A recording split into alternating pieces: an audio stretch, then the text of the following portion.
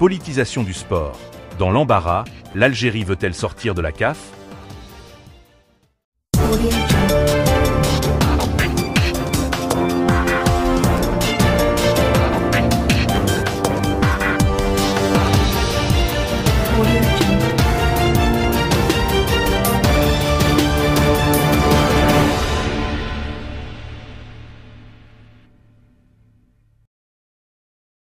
L'Algérie ne sait plus où donner de la tête depuis l'affaire de la confiscation des maillots du club marocain, la Renaissance sportive de Berkane, RSB.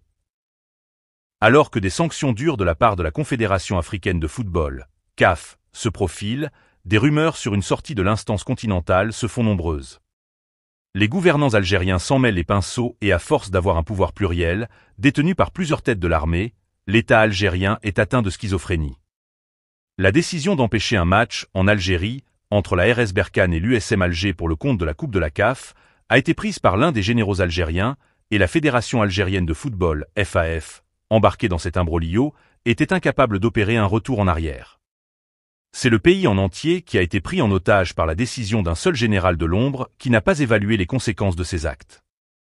Le match de retour qui devait se jouer cette fois-ci au Maroc n'a pas eu lieu non plus et la CAF, comme à l'aller, a accordé la victoire au club de Berkane, 3-0 sur tapis vert. L'hystérie algérienne provoquée par la présence de la carte complète du Maroc sur les maillots a ensuite conduit d'autres équipes sportives algériennes à être obligées de suivre les pas de la décision prise pour le match de la Coupe de la CAF.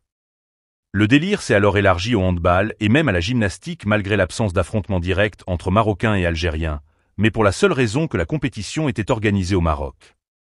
Alors que les sanctions de la CAF semblent inévitables pour l'Algérie qui risque l'exclusion des compétitions africaines, voire plus, vu que le pays n'a pas respecté les décisions prises par l'instance sportive continentale, les dirigeants algériens craignent la colère des supporters algérois. Des rapports des services de sécurité algériens ont même été commandés pour évaluer l'intensité et les risques posés par une éventuelle exclusion de leur équipe. L'Algérie, ne sachant plus quoi faire dans cette situation qui la met face au mur, a pensé bien faire en portant l'affaire devant le tribunal arbitral du sport en réclamant une décision en urgence, ce qui lui fut refusé.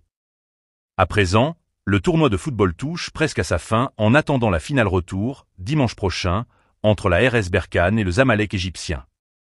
Dans leur folie furieuse, les commentateurs algériens vont même jusqu'à dire espérer une victoire de l'équipe marocaine pour pouvoir lui retirer le titre sur décision du TAS, chose qui serait compliquée si la coupe est remportée par les Égyptiens.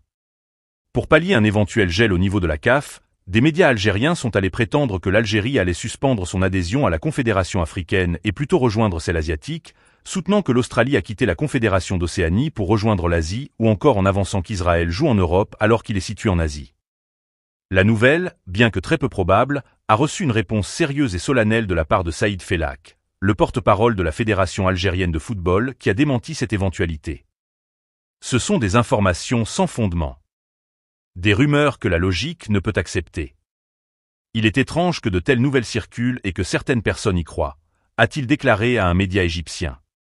La FAF et l'Algérie plus globalement, dans l'embarras, ne semblent savoir ni quoi dire ni quoi faire suite à la décision hasardeuse d'interdire le match contre la RSB, mais surtout face au déluge d'interrogations liées à la participation future des équipes algériennes aux compétitions continentales, et leur probable rencontre avec des formations marocaines qui porteront fièrement leur maillot floqué de la carte intégrale du royaume.